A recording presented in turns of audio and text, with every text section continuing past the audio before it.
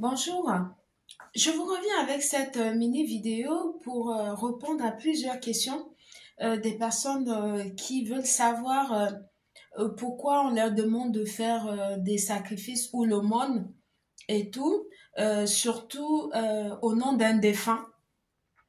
Parce que j'ai eu des personnes qui m'ont posé ces questions aujourd'hui et j'ai promis que je devais faire une vidéo pour répondre comme ça devrait édifier plus d'un sur ou plus d'une sur le sujet.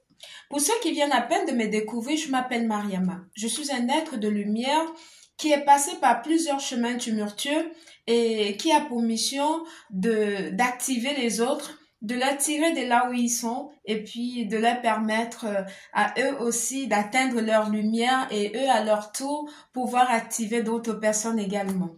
Donc voilà, c'est ça ma mission de vie. Donc apporter ma lumière, montrer ma torche. C'est ce que je fais. Donc voilà.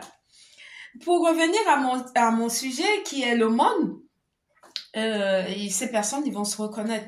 Quand vous faites une aumône pour un défunt, soit de votre papa, votre maman ou bien un membre de votre famille et tout, si vous connaissez généralement la nourriture que la personne aimait, c'est mieux de faire avec cette nourriture-là. Pourquoi? Parce que ça permet en fait de libérer la personne de là où il se trouve. Ça le facilite la tâche pour passer à la lumière. Voilà, on va dire que ça le purifie.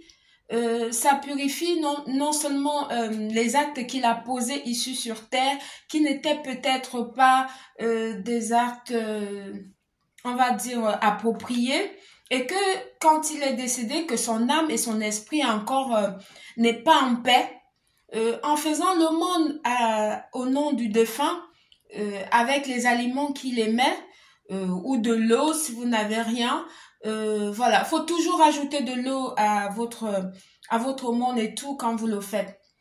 Ça va permettre de le purifier, de libérer son esprit et son âme également, et ça va le permettre d'aller vers la lumière. C'est très important de le faire quand c'est un membre de famille qui était très proche et tout. Voilà, c'est important de le faire.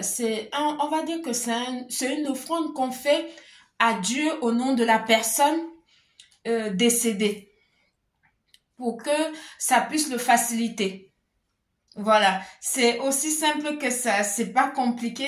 Et quand pour nous les humains, quand on fait l'offrande, on doit le faire normalement, on le fait généralement l'offrande aux nécessiteux. Je m'explique. Les nécessités, c'est-à-dire les pauvres, les gens qui sont vraiment dans le besoin. Voilà. Et quand on fait l'offrande comme ça à ces personnes-là, quand on est encore vivant, ça permet de purifier et d'assainir nos biens matériels, c'est-à-dire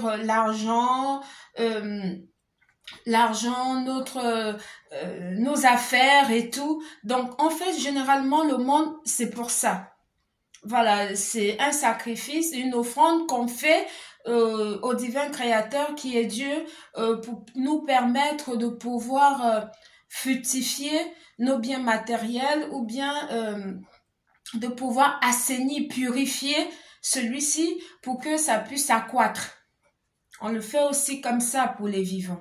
Et pour les personnes décédées, comme je vous l'ai dit précédemment, on le fait d'une autre manière. Donc, c'est comme ça. Et c'est très important de pouvoir le faire. Généralement, il y a des jours qui sont appropriés pour des personnes qui sont religieuses, mais pour nous, les spirituels, on a aussi des jours spécifiques pour les faire. Mais on peut le faire quand quand le besoin se fait ressentir. Parce que nous, en spiritualité, on n'est pas dictatorial, hein? Chacun fait ce que l'esprit lui dit de faire. Voilà. C'est aussi simple que ça. Donc voilà, c'était Mariama. Bonne journée. Merci.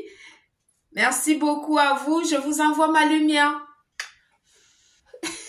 Merci.